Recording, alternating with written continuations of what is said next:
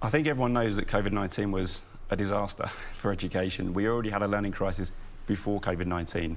We already didn't have enough children in school. We already had children going to school that weren't learning. But what COVID-19 has done, obviously for a large period of time, I think in Kenya it was 7 months, children weren't in school. So it's told us that actually being in school really matters. It's also shown us, I think during COVID-19, there was a hope that we could use technology to actually maintain learning continuity.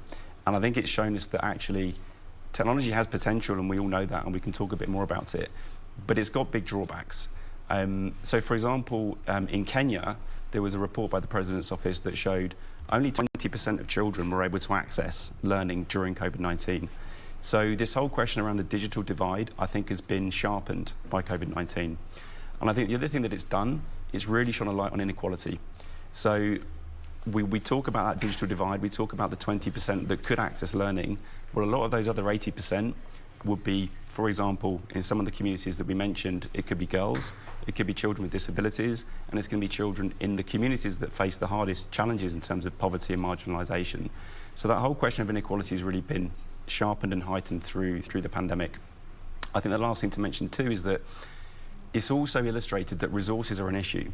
One of the consequences of COVID-19 is that governments have got less money because there's been an economic impact. So we have a bigger problem, but we also have less resource to solve the problem. So it's created a real problem. Now, I think the last thing we would add in terms of what it's taught us is, whilst the digital solution wasn't necessarily effective in all cases, what we also found in some of the places that we were working was that whilst kids weren't in school, it demonstrated there's a lot you can do in the home and in the community. So the home is a site of learning and the community is a site of learning as well.